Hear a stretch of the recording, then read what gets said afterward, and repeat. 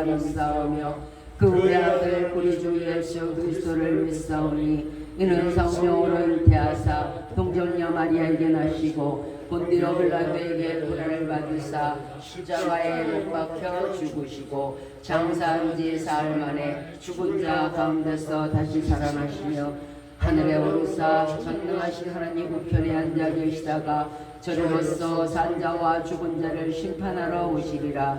성령을 믿사오며 거룩한 공예와 성도가 서로 교통하는 것과 죄를 사하여 주시는 것과 몸이 다시 사는 것과 영원히 사는 것을 믿사옵나이다. 아멘.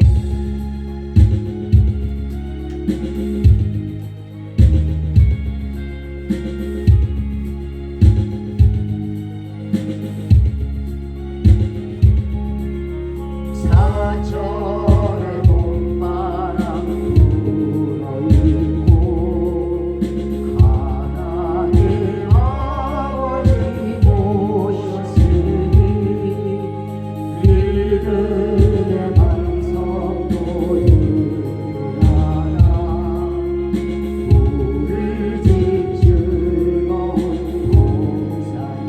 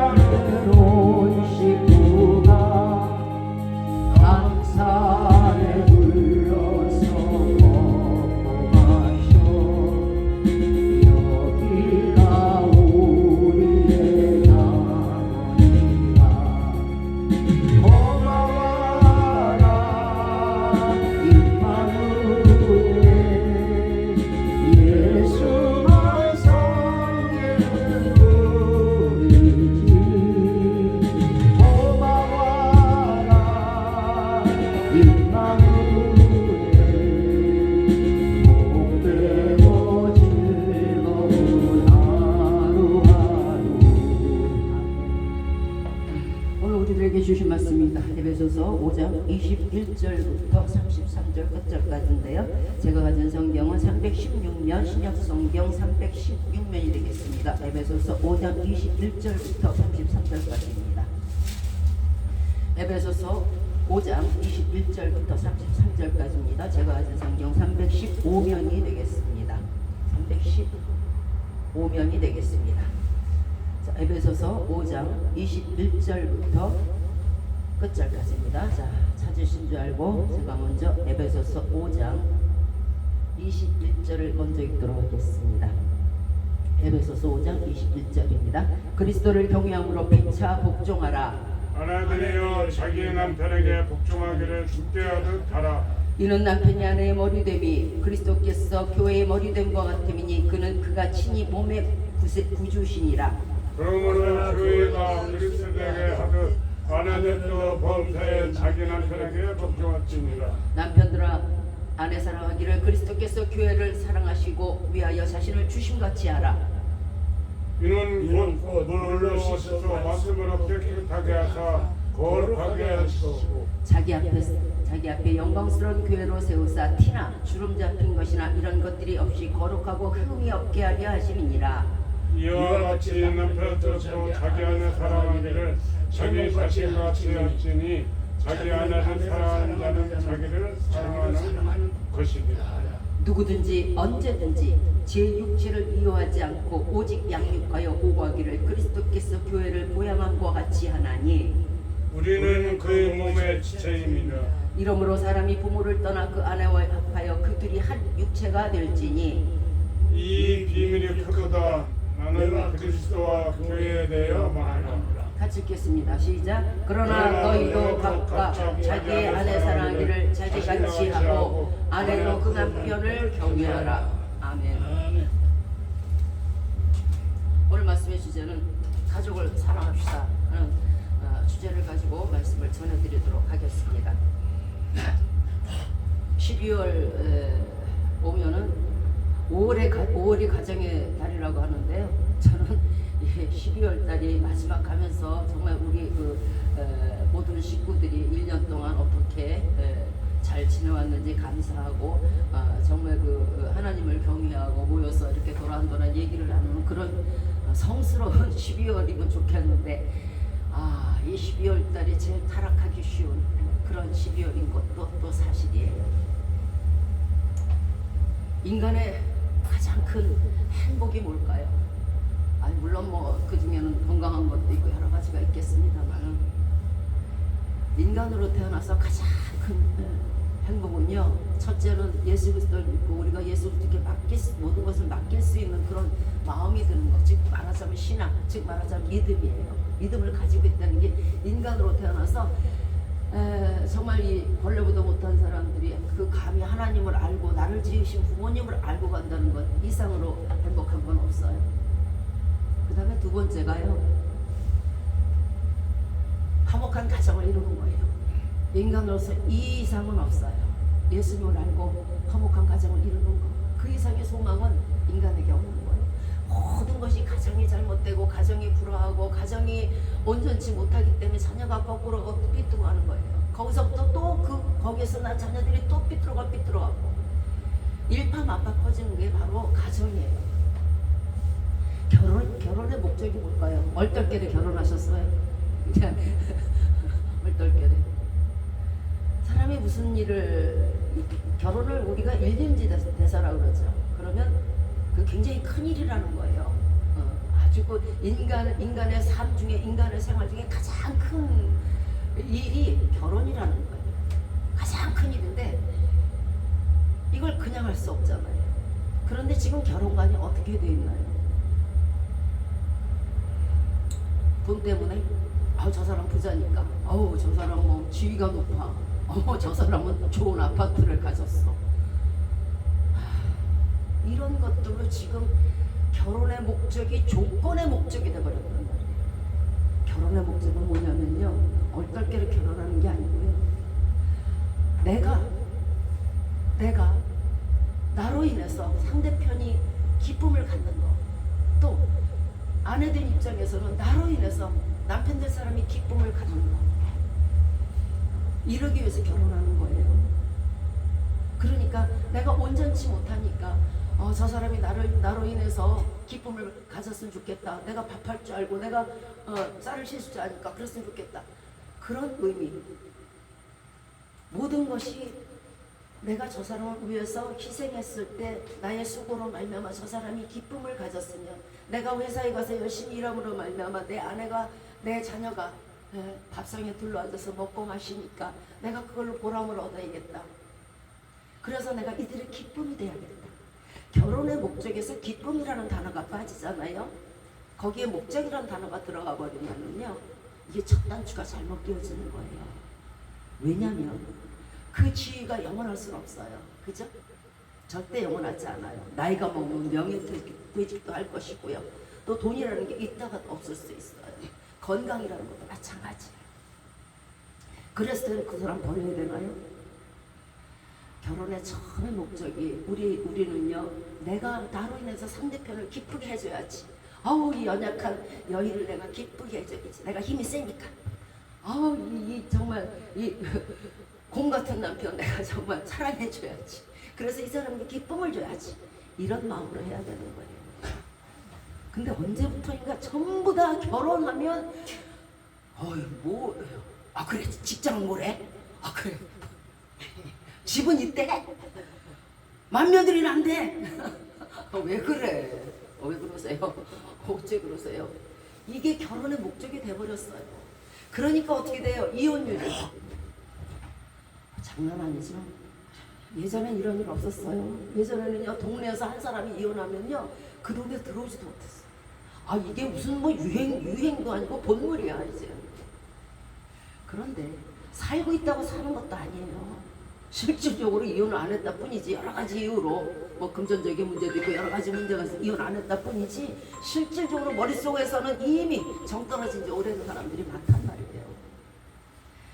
가정이 화목한 가정이 인생의 가장 큰 분복인데, 분복이라는 것은 내가 가진 그 축복인데 그거를 지옥 속에서 보내서야 되겠어요?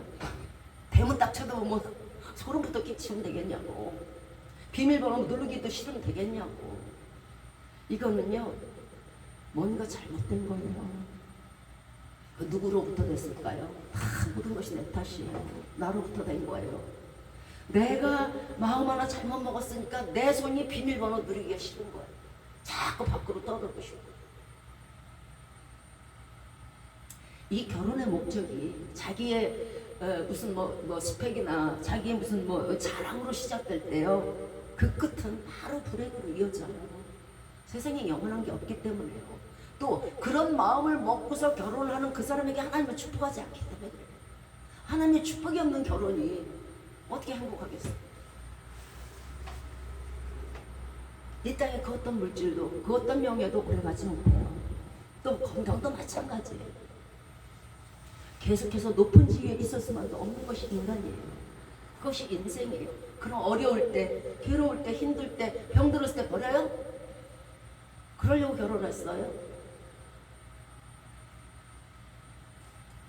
탐욕과 욕심으로 자기 개인주의로 인해서 한 결혼은요 여러 사람을 망쳐요. 거기에서 난 자녀들도 마찬가지야. 야 공부해? 너 사자 안 되면 안 돼. 한 가정을 이루었다는 건요 우리는 참 이 결혼이라든가 가정을 우습게 여겨요.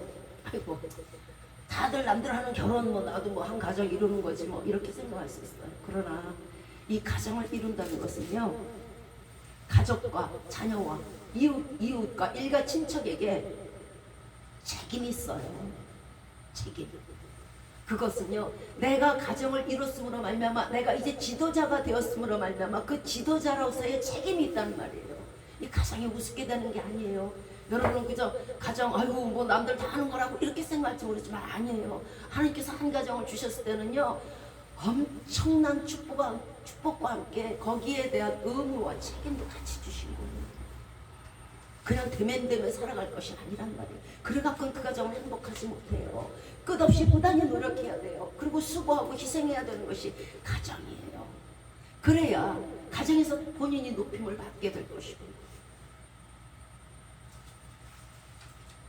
한 사람의 지도자가 잘못되면요 온 가정이 잘못 파탄나는 거예요. 자녀들도 거꾸로 가요. 그리고 맨날 싸우죠. 이웃에게 모범이 안 돼요. 일가 친척에게 모범이 안 돼요. 맨날 싸우는데 그 집에 가고 싶겠어요? 그 집을 칭찬하고 싶겠어요? 열왕기상 12장 이하에서 유다왕 르호보암이 있었고 또 이스라엘 왕 여로보암이 있었어요. 이 유다왕 르호보암은요 솔로몬의 아들이에요. 그런데 이 여로보암이라는 사람은요 느밧의 자손인데 느밧의 아들인데 이 사람은 솔로몬이 살아있을 때 솔로몬에게 죄를 져갖고요 애굽으로 도망을 쳤었어요. 그런데 이제 힘도 세고 권력이 조금 있고 이러니까 사람들이 그를 왕으로 추대하려고 데리고 왔어요. 자 그런데 이 여로보암은 왜 지도자가 되려고 왕이 되려고 했냐면 탐욕 때문에 그래. 탐욕으로 지도자가 된 거예요. 아 내가 이스라엘을 이제부터 다스려야지. 그리고 저 솔로몬의 아들 르호보암이 가진 저 유다 땅 그때 당시 르호보암이 유다 왕이고 자기는 이스라엘 왕이 됐어요. 저것도 이제 삼켜버려야지. 악한 생각을 한 거예요. 그리고 왜냐하면 그 솔로몬에게 원한이 있거든.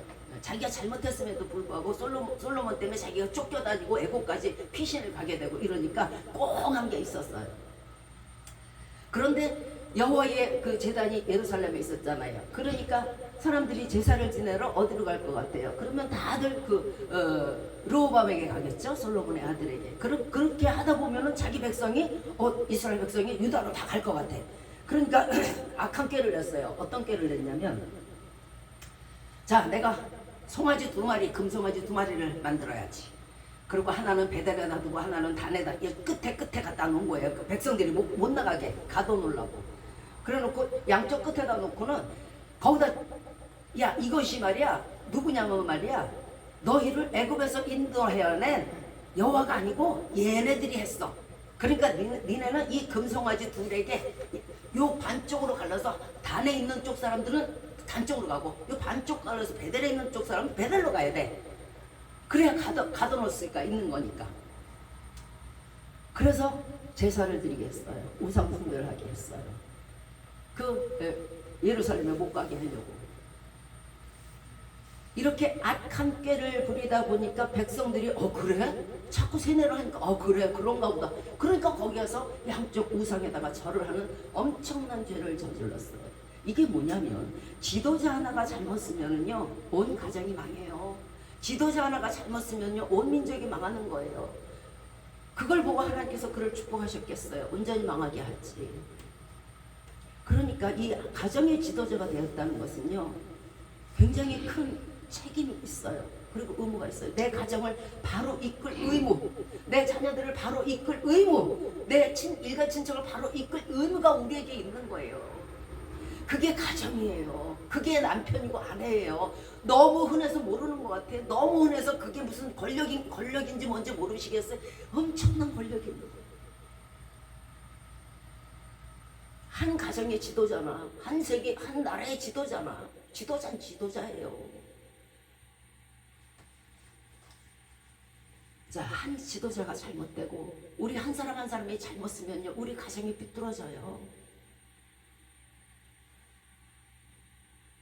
그러니까 아이들도 금덩어리 최고, 돈덩어리 최고, 차가 최고, 집이 최고, 벼슬이 최고, 지위가 최고 이렇게 나오잖아요. 오늘 본문 에베소서 31장에서 5장 31절에서 사람이 부모를 떠나 그 아내와 합하여 둘이 한 육체가 될지니. 결혼한 사람들에게 여쭤볼게요. 지금 남편이나 아내를 한번 보세요. 그 사람이 남 같아요? 원수 같아요? 남 같아요? 아니요. 성경에서 분명히 말씀하시잖아요. 한 사람 한 사람이 부모를 떠나서 둘이 만나서 한 육체라는 거예요. 즉 왼쪽과 오른쪽이라는 얘기예요.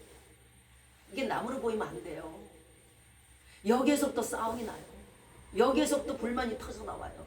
그게 남이 아니고 내 반쪽이라니까. 둘이 만나서 한 육체라 그러잖아요. 자신의 오른편을 사랑하고 이게 나야. 오른편은 되게 사랑스러워. 너 왜 그러니? 너는 왜 그렇게 못나니? 너 이렇게 허고 날 쥐어 패고 있네. 욕하고 비방하고. 얘는 또 얘대로 뭐 저런 게 다 있어. 이게 뭔 육체가 이래갖고 되겠어요? 이건 안 되지. 여러분이 가정에서 싸우고 여러분이 가정의 남편과 아내에게 불만이 있다는 것은 바로 당신의 오른팔, 당신의 왼팔에게 불만이 많고 싸우고 때린다는 얘기예요. 좁힌다는 얘기야. 이쪽이 잘못되면요 걷지도 못해. 얼마나 힘든지 아세요? 오른편이 잘못되면 옷도 제대로 못 박아. 왜 그걸 따로 생각하세요? 하나님은 한 육체라고 하셨는데 왜 우리들은 그래? 너는 너, 나는 나.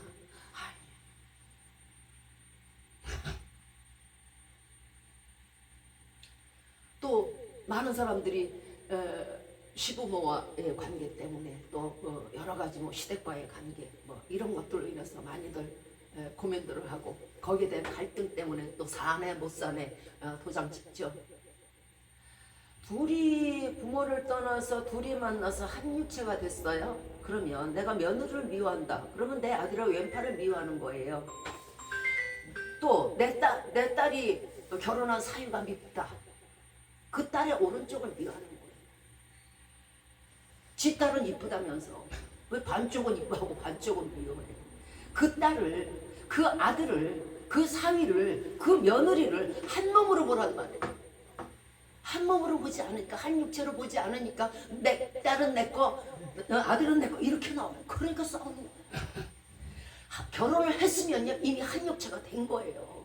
그러면 내 아들 내 딸을요 따로 보지 마요.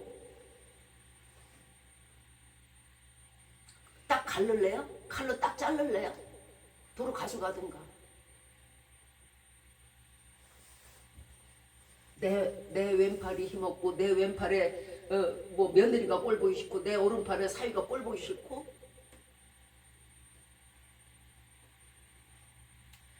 내 오른팔이 마음에 들지 않는다고 못났다 할 것입니까? 내 왼팔이 정말 못생겼다고 못났다 할 것입니까? 가만있어 봐. 저 여자를 보니까 내 왼팔은 못생겼어. 저 왼팔은 왜 저렇게 이쁘냐? 뚝 자르고 갖다 붙일래요? 그것과 똑같아요.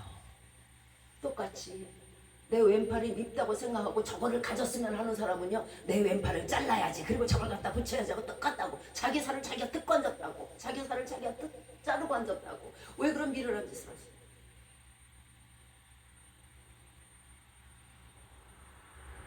우리에게 주신 만남과 우리에게 주신 결혼은요 결코 우리 마음대로 행해진 게 아니에요. 우리는 아마 그렇게 생각할 거예요. 내가 어디를 갔는데 소개팅 해갖고 만났고, 내가 길거리에서 누구를 만났고, 내가 무슨 모임에서. 아니, 그거요 다 하나님의 예정 속에 있었어. 이미 우리만 모르다 뿐이지. 보실래요? 창세기 2장 18절에서요. 여호와 하나님이 가라사대 사람이 독처하는 것이 좋지 못하니 내가 그를 위하여 돕는 배필을 지으리라. 아담이 혼자 있으니까, 사람이 혼자 거하는 게 좋지 않으니까 이제 배필을 하와를 만들어 주시는 거예요. 우리에게도 마찬가지예요. 우리가 혼자 있는 게 온전치 못하니까 우리의 배필을 이미 창세전에 다 정해놓은 거예요. 그러니까 우리의 배필은요 하나님이 이미 우리가 태어나기도 전에 이미 다 지어진 짝이란 말이에요. 그 사실을 왜 무시합니까? 하나님은 교회를 먼저 세우신 것이 아니에요. 가정을 먼저 세우셨잖아요. 아담과 하와를요. 그리고 셋을 낳잖아요. 인간의 행복은요 가정에서 비롯되고요 인간의 불행도 또한 가정에서 시작이 돼요. 정말 지옥 같은 과정, 그런 거 만들고 싶지 않으시다면 지금부터 제가 전해드리는 말씀을 들어주시기 바래요. 오늘 본문 21절에서 그리스도를 경외함으로 피차 복종하라고 나와요. 피차에 복종하라고. 물론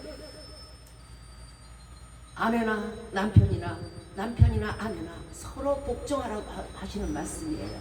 이 복종이라는 것은요 누가 우위에가 있고 누가 아래에 있고 그걸 말하는 게 아니에요. 복종할 수 있는 기회가 있다는 거예요. 자, 예수님은 제자들의 발을 씻기셨어요. 그죠? 그랬으면은 우리도 남편에게 복종하는 것이 당연한 짓하고요. 또 남편도 아내에게 복종하는 게 당연한 거예요. 왜 서로 높아지려고 하다 보니까 쥐어뜯고 물어뜯고 하는 거예요.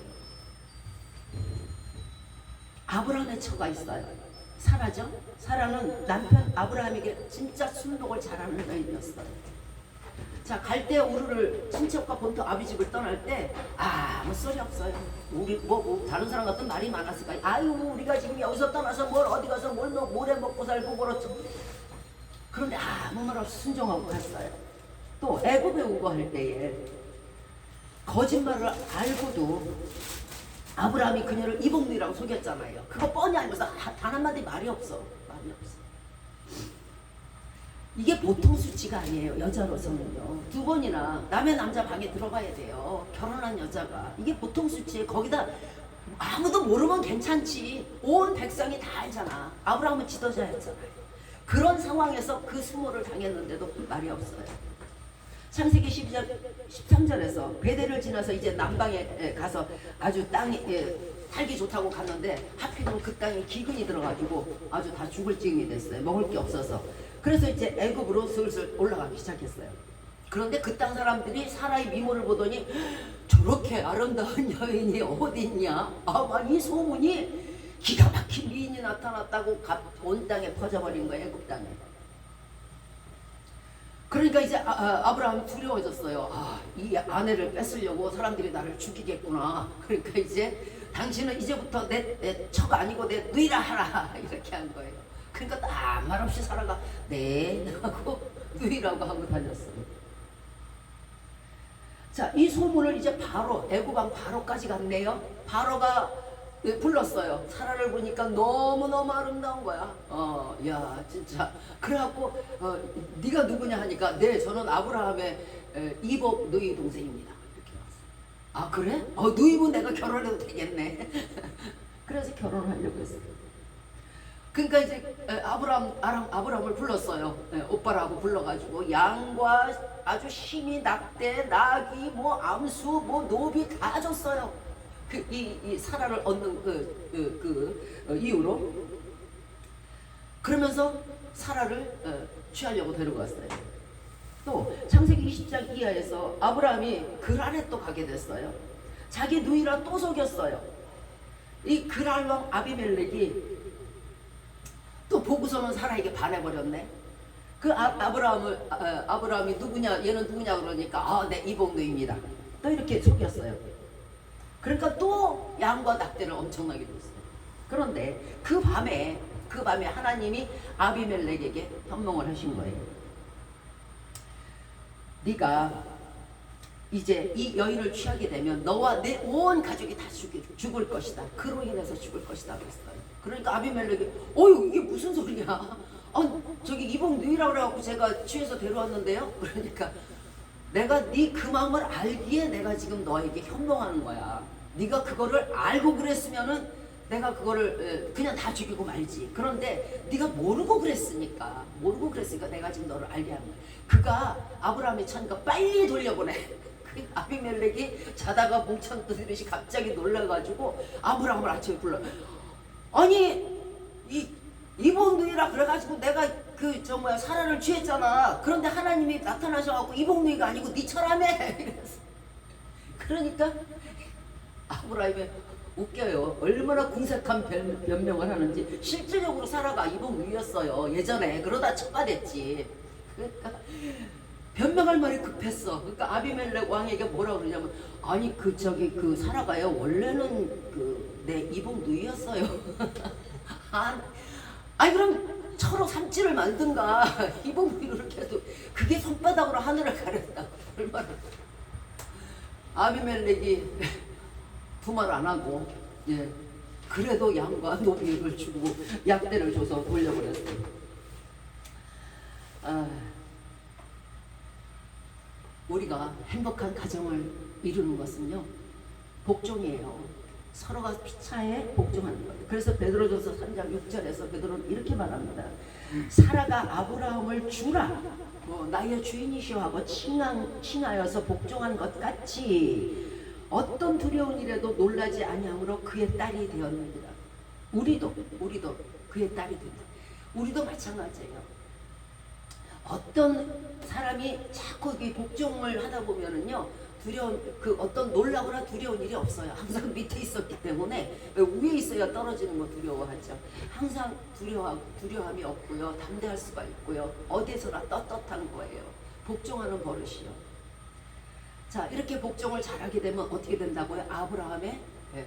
아브라함이 누구예요? 믿음의 조상이죠. 믿음의 조상의 딸이 될 수 있다는 거예요. 자, 그래서 피차에 복종해서 가족을 이루면은 행복한 가정이 될 수밖에 없어요. 자, 행복한 가정을 이루고 서로 복종하고 옳아요. 예전에 그런 유행가가 있었죠. 뒷뜰에 놀던 닭이 어디 갔느냐, 병아리가 어디 갔느냐, 내가 잡아먹었다. 그러니까 아이고 잘했군 잘했어 하잖아요. 그런 것과 마찬가지예요. 서로 복종하세요. 자, 그 다음에 우리에게 필요한 것이 뭐냐면요, 하나님이 주신 법도를 지키는 거예요. 이건 굉장히 중요한 일이에요. 많은 사람들이 이 부분에 대해서는 입 짚고 넘어가려고 해요. 그런데 오늘은 제가 전해드릴 거예요. 왜냐하면 너무도 이 땅이 사악해져 있어요. 예전에 애인이라는 영화가 있었어요. 그 이후로 애인이 없으면 여자가 인기 없다는 투로 얘기를 해요. 남자가 여자 너댓면 거느리면 능력 있다 그래요. 이거는 크게 잘못된 거예요. 세상이 이렇게 되면 이렇게 될수록요 종말이 빨라진다는 걸 기억하세요. 종말이 빨라지는 것까지 좋은데 당신의 자녀들이 아직 크고 있다는 걸 생각하시기 바래요. 그래서 결혼한 사람들, 자녀가 있는 사람들은요 절대로 간음하지 마세요. 하나님의 명령과 규례가 뭐냐면요, 신명기 10장 13절이에요.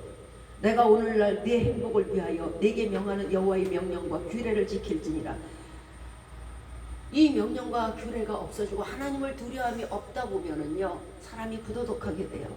이 부도덕이 혼자 가만히 있으면 괜찮은데요 가족 전체에 퍼져요. 그 가족 전체에 퍼지다가 어디로 갈까요? 자녀에게 가요. 자녀에게서 또 자녀에게로 내려가요. 죄라는 것은요 잘라지고 없어지고 태워지고 물에 떠내려가는 게 아니에요. 계속적으로 자라나요. 계속 절대 죽지 않는 균이 바로 죄예요. 우리 자녀들에게 좋은 것을 먹이고 좋은 것을 입혀도 부족할 판에 왜 악한 곰팡이를 주려고 하십니까? 왜 악한 더러운 것을 먹이려고 하십니까? 오물보다 더 더러운 걸 주시려고 하는 거예요.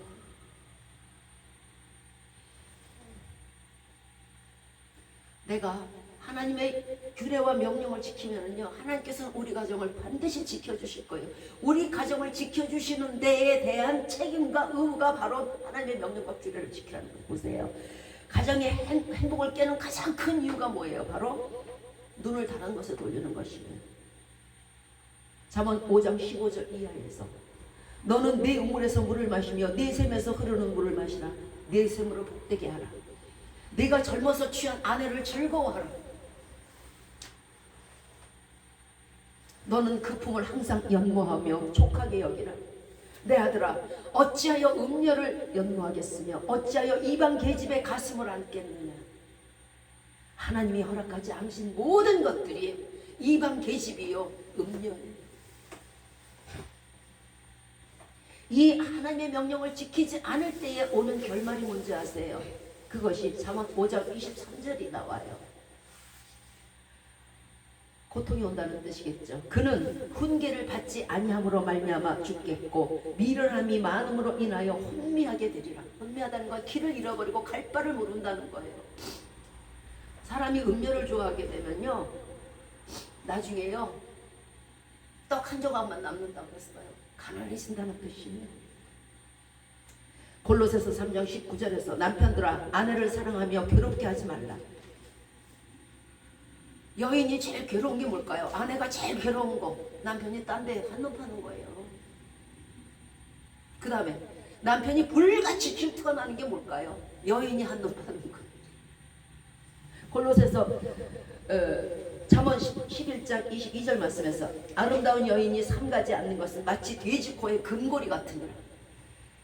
그 귀한 금고리, 그 귀한 생명 주신 거, 그 아름다운 거, 그 젊은 거를 왜 그렇게 쓰냐? 삼가하라는 거예요. 삼가.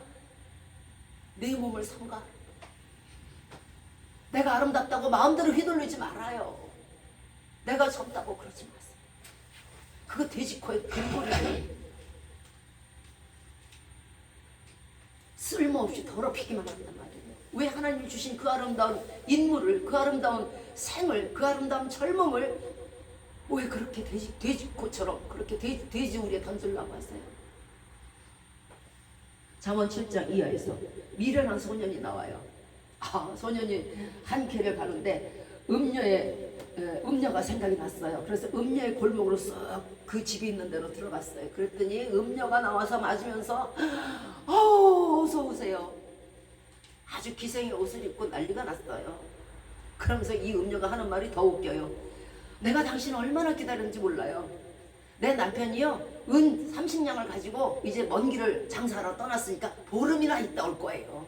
그러니까 그동안 나랑 놉시다. 그러면서 한다는 게 더 웃기는 얘기를 뭐라고 얘기하냐면 내가요 오늘 아침에요 화목제를 드려갖고요 하나님께 제사도 지냈어요.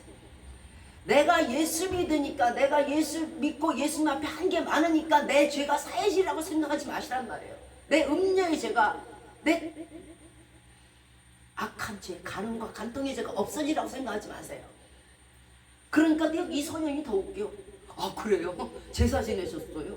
화목제를 지내셨어요? 그리고 따라 들어가요. 그러니까 하나님 보시기에 그 소년이 푸주간 소 잡는 푸주간으로 가는 소 같고요. 죄인이 사슬에 매어서 이제 형틀에 가는 그 형벌 받으러 가는 사람 같이 보였다는 거예요. 하나님 눈에는 왜 이렇게 미련하냐? 네가 죽을 길을 그러고 다 달려가냐? 왜 그 계집을 따라가느냐? 필경은 그 살이 간을 뚫는다고 그랬어요.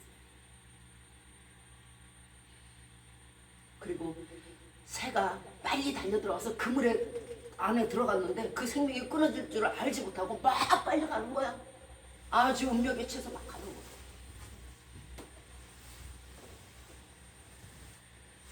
자, 하나님이 명하신 규례를 지키고 가정의 화평을 위해서 우리는 지도자로서 가정의 지도자로서 아내나 남편이나 노력해야 될 의무가 있어요. 노력이라는 게 뭐예요? 성령의 9가지 열매 중에서 절제를 말해요. 절제. 디모데후서 2장 22절에서 또한 네가 청년의 정욕을 피하고 주를 깨끗한 마음으로 부르는 자들과 함께 의와 믿음과 사랑과 화평을 쫓으라 그랬어. 끼리끼리 모이지 마세요. 절대 개천에서는 장미꽃 안 나고 백합 안 나요. 왜 그런 부류들과 어울리면서 거기에서 의를 찾으려고요? 어림도 없어요. 그러니까 예수님 아는 사람들, 예수님을 부르고 거룩하게 살려고 하는 사람들과 함께 있으면 절대 이런 불상담은 일어나지 않아요. 순간에 여러분의 선택이 수천 년을 가고 수억 년을 간다는 거 기억해 주시기 바래요. 당신의 한 번의 선택이 지옥까지 가요. 시편 37편 37절 말씀에서 화평한 자의 결국은 평안이라고 했어요. 여러분 평안하고 싶지 않으세요? 가정이 내 평안의 터가 되고 다리 쭉 펴고 자고 싶지 않으세요? 그러려면요 화평을 찾으세요. 가정의 화평을 찾으시기 바래요.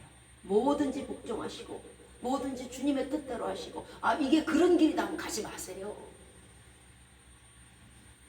이 화평함이 중요한 이유가 있어요. 히브리서 12장 14절에서 모든 사람으로 더불어 화평함과 거룩함을 쫓으라. 이것이 없이는 아무도 주를 보지 못하리라.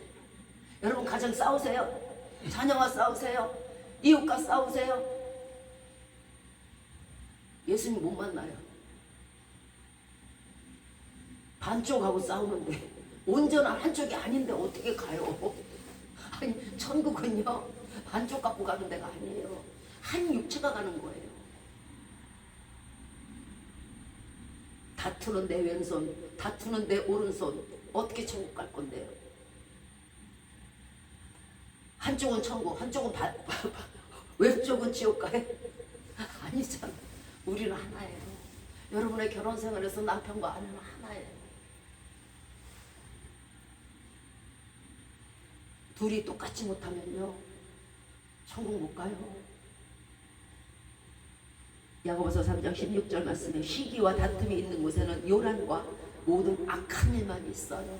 여러분 가정에 다툼이 있고 그렇잖아요. 그러면 하는 일이 안 돼요. 그게 가와만사성이에요. 야고보서 3장 18절에 화평케 하는 자들은 화평으로 심어 의의 열매를 거둔다고 말씀하셨어요. 가정의 화평을 위해서 제일 중요한 게 또 뭘까요? 사랑이에요. 사랑하지 않으면요 가정의 화평을 이룰 수가 없어요.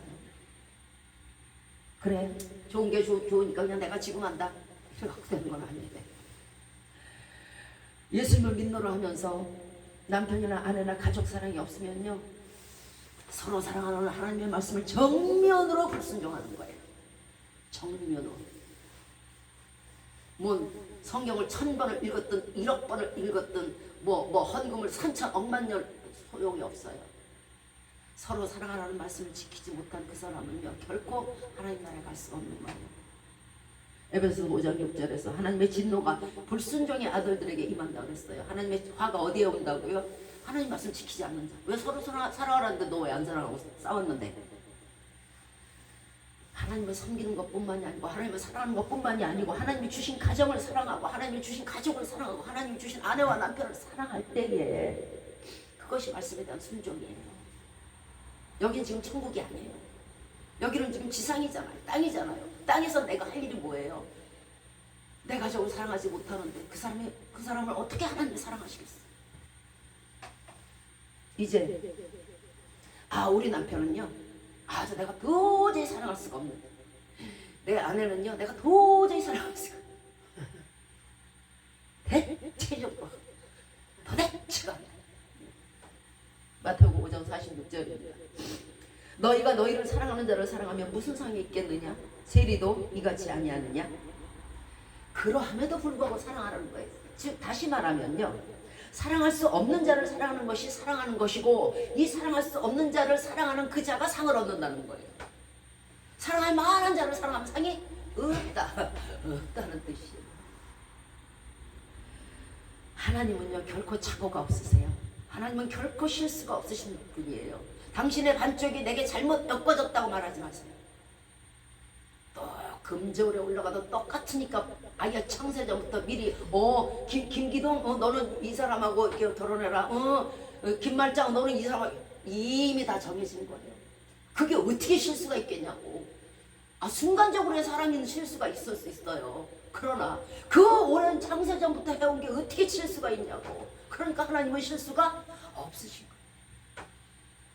하나님이 실수했다고 말하지 마시라는 거예요. 네가 그 사람을 견딜 수 있기에, 네가 그 사람을 참을 수 있기에, 네가 그 사람을 더 정말 온전히 주께로 인도할 수 있기에 너에게 붙인 거예요. 여기에 토를 단다 그러면 하나님이 실수한 거예요. 하나님이 잘못하신 거예요. 인간은 실수가 있고 잘못이 있었지만 하나님은 결코 없어요. 모든 것이 합력해서 선을 이루는 거예요. 원수도 악한 자도 악한 내 부인도 악한 내 남편도 이런 게 합력해서 선을 이루는 것이지 예쁜 여자 예쁜 남편 아니에요. 그것만 살아있어야 되는 게 아니에요. 로마서 13장 8절에 남을 사랑하는 자는 율법을 다 이뤘다고 말씀하셨어요. 여러분 죄 때문에 지금도 괴로우시잖아요. 회개를 하기는 했는데 아무래도 요게 내 발목을 잡을 것 같기는 해. 그날이 진짜 내가 예수님 피로 다 씻겨졌을까? 많이 불안하시죠? 저도 그럴 때 많아요. 사랑하세요. 사랑하시면요 율법이요 감히 율자도 내게 접근을 못해요. 내가 사랑하는데 네가 뭔 상관 있어? 그러니까 정죄를 못해요. 율법이다. 그런데 아내나 남편을 사랑하지 않냐면 율법이 쟤 사랑하지 않았대요. 바로 찔러. 요한일서 2장 9절에 빛 가운데 있다 하며 그 형제를 미워하는 자는 지금까지도 어둠에 있는 자예요. 여러분 마음속에 다툼이 있는 사람이 있어요. 아내나 남편이나 가족이나 뭐 있으면요 아직도 어둠 가운데 있는 거예요. 본인은 내가 열심히 되니까 나는 집사요 권사요 권차 됐거든요. 아직도 어둠에 있어요. 전도서 9장 9절에 내 헛된 평생의 모든 날 곧 하나님의 해 아래서 주신 모든 헛된 날에 사랑하는 아내와 즐겁게 살지어다. 인생 최대 행복이요 우리 인생은 헛된 거예요. 정말 바람 잡으려는 것 같이 어느 틈엔가 없어지고요 화살처럼 빨라요. 내 70평생 80평생 뭐 했나 싶어요. 100평생 1000평생 뭐 했나 싶어요. 그런데 그 아무 생각이 나지 않고 허무한 이미 지나가 버린 그 날 동안에 제일 복된 일이 뭐라고요? 내 사랑하는 아내와 즐겁게 살자다. 이게 인생 최대의 축복이고 인생 최대의 행복이라는 뜻이에요. 이거는 내 일생 동안 해 아래서 수고하고 얻은 타고난 복, 그걸 분복이라고 해요. 타고난 복이라는 거예요. 여러분에게 타고난 복 누구? 여러분의 아내. 여러분의 타고난 복 누구? 여러분의 남편. 이게 여러분의 타고난 복이에요. 창세전부터 하나님이 예비하시고 시편 128편 3절 말씀에 내 집 네 안방, 네 거실에, 네 내실에 있는 내 안에는 결실한 포도나무 같으며 내 상에 둘린 자식은 어린 감람나무 같으리로. 얼마나 아름다워요. 한 상에 모여서 식구들이요, 그죠? 얼마나 예뻐요. 그게 행복이지. 인간에게 무슨 행복이 또 있겠어요. 음녀에게 간들 부들부들 떨면서 이거 걸리면 어떡하나, 뭔 행복이 있냐고. 진정한 행복이라는 것은요, 평안해야 돼요. 그럼 우리 가정을 어떻게 사랑해야 될까요? 오늘 본문 에베소서 5장 25절 말씀이에요. 남편들아 아내 사랑하기를 그리스도께서 교회를 사랑하시고 위하여 그 자신을 주신 것처럼. 당신 자신을 버려서 아내를 사랑하시고 당신 자신을 버려서 죽여서 남편을 사랑하세요. 그 아내를 사랑하는 자는 자기를 사랑하는 것이라고 28절에서 말씀하셨어요. 어떻게 자기가 자기 자신을 뺨을 때리고, 어떻게 자기가 자기 자신을 욕하고, 어떻게 자기가 자기 자신에게 비방하고, 어떻게 자기가 자기 자신에게 못생겼다 하고 못났다 하고 바보 같다 해요. 안 하잖아. 아내는 아내를 사랑하고 상대편인 남편을 사랑하는 자는요, 자기를 사랑하는 것이에요. 왜? 한 몸이니까. 베드로전서 4장 8절에 무엇보다도 열심으로 사랑할지니 사랑은 허다한 죄를 덮는다고 말씀드렸어요. 사랑하는데 어찌 자기 아내가 괴로워하는 일을 하겠어요? 사랑하는데 어찌 남편에게 악하게 대하겠어요? 사랑하는데 어찌 그들의 영혼을 자기같이 지옥불에 던지겠어요? 간음하고 간통하면요, 상대편의 영혼과 내 영혼이 같이 창기와 합하는 자는 창기가 된다고 그랬잖아요. 같이 지옥에 가는 거예요.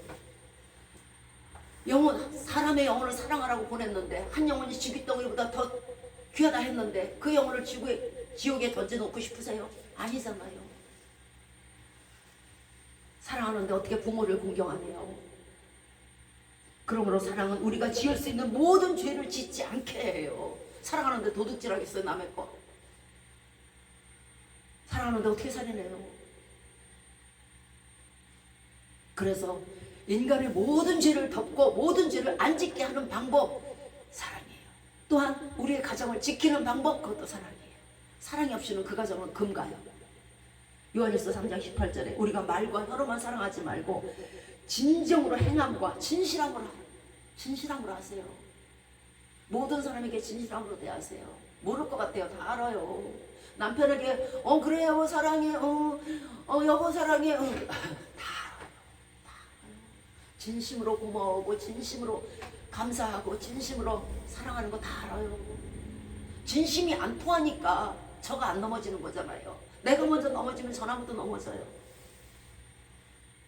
보는 바 형제를 사랑하지 않고 보이지 않는 바 하나님을 결코 사랑할 수가 없다고 그랬어요. 요한일서 5장 1절에 예수께서 그리스도의 집을 믿는 자마다 하나님께로서 난 자니 또한 내 신이를 사랑하는 자마다 그에게서 난 자 모든 자들을 사랑한다는 거예요. 아내와 남편이 귀중한 이유는요, 꼭 사랑해야 될 이유는요, 베드로전서 3장 7절 말씀이에요. 남편 대자들아 이와 같이 지식을 따라, 우리가 아는 예수 그리스도를 아는 지식에 따라서 너희 아내와 동거하고 저는 더 연약한 그릇이요 또 생명의 은혜를 유업으로 함께 받은 자로 알아. 귀에 나오잖아요, 그죠? 생명의 유업을 함께 받은 자 누구? 한 육체, 내 아내가 있어야 내가 천국 가요. 내 남편이 있어야 천국 가요. 이게 떨어져서 간다고 생각하니까 이게 큰 문제니까 그거 꼭 싸우고 기도한 거잖아. 그러지 마요. 생명의 은혜를 유업으로 받은 자 누구? 남편과 아내. 그래서 귀하다는 거예요. 그래서 얘가 없으면 내가 천국을 못 가. 이 남편이 없으면 내가 천국을 못 간다니까. 따로인 것 같았죠. 나는 예수 잘 믿어. 너는 이제 죽었어. 넌 지옥이야. 그럴 것 같죠? 어떻게 하면 좋아요? 어떻게 하면 좋아요? 그거 없이는 절대 저와 여러분이요 천국 그림자도 아무리 지 혼자 오른팔이 아무리 기가 막히게 예수를 믿고 왼쪽 발이 아무리 잘못됐다 해도요 절대 못 가요. 한 육체가 가는 거예요. 생명의 은혜를 유업으로 함께 받은 자로 알아서 귀하게 여겨. 저가 없으면 나도 없고요. 저가 천국 못 가면 나도 못 가요. 따로 떨어뜨려놓고 여태까지 생각하셨죠? 아니에요. 자, 말씀을 말씀으로 할게요. 우리는 우리 가정의 행복이 고급 레스토랑이나 무슨 맨날 비싼 외식 그냥 대형 디지털 화면 그냥 넓고 전망 좋고 비싼 집 아주 그냥 최신형 자동차 이런 데 있다고 착각할 때가 많아요. 그러나 이런 것들이 잠시 그 가정에 뭐 얼마 동안 행복할지 모르지만요. 진정으로 행복한 가정 될 수 없어요. 왜냐면 이보다 더 많은 수십억, 수천억, 수백억을 가지고도요 갈라서는 사람 있잖아요. 하나도 안 행복하니까 이혼하는 거잖아요. 수천억을 가져도 불행한 가족이 얼마든지 있다는 걸 기억해 주시기 바랍니다. 그래서요 마른 떡 한 조각만 있고도요 화목한 것이 잔치 음식이 집안에 가득하고 다투는 것보다 나은 거예요. 화목하시기 바래요. 진정한 가정의 행복은요 서로 사랑하며 부모님을 공경하고 자녀들에게 믿음을 유산으로 주는 그런 가정이 돼야 돼요. 하나님을 내 삶의 중심, 우리 가정의 중심으로 삼을 때 하나님께서 공급해 주시는 기쁨과 축복이 여러분의 가정에 충만하게 될 것입니다. 오늘 전해드린 말씀을 기초로 지금까지는 아니었더라도 한 육체의 힘을 기억하셔서 이제부터라도 천국 같은 아내와 남편, 천국 같은 가정을 이루시기를 예수 그리스도의 이름으로 축원드리겠습니다. 네.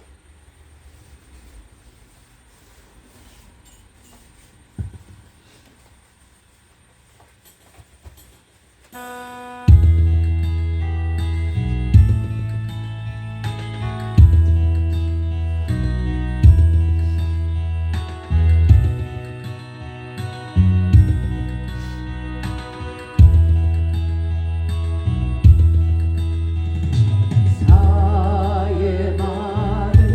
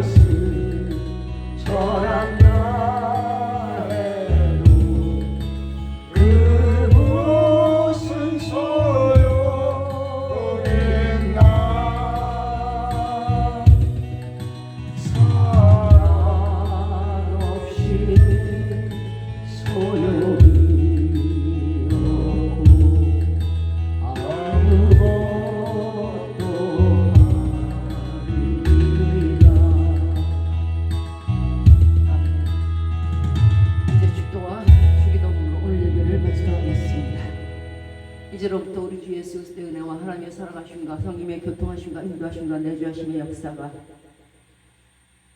아내와 남편 피자 서로의 복주하며 화평함과 사랑으로 행복한 가정을 이루기를 이 시간 마음에 결심하고다지만 우리 머리 위에 이제부터 영원토록 함께 합시간을 주 예수 그리스도의 이름으로 축원드리옵나이다. 아멘. 하늘에 계신 우리 아버지여 이름이 거룩히 여김을 받으시오며 나라의 영원하시며 뜻이 하늘에서 이룬 것 같이 땅에서도 이루어지이다. 오늘날 우리에게 일용할 양식을 주옵시고 우리가 우리에게 죄 지은 자를 사하여 준 것 같이 우리의 죄를 사하여 주옵시고 우리를 시험에 들게 하지 마옵시고 다만 악에서 구하옵소서. 대개 나라와 권세와 영광이 아버지께 영원히 있사옵나이다. 아멘. 수고하셨습니다. 아이고 추운데 고생하셨어.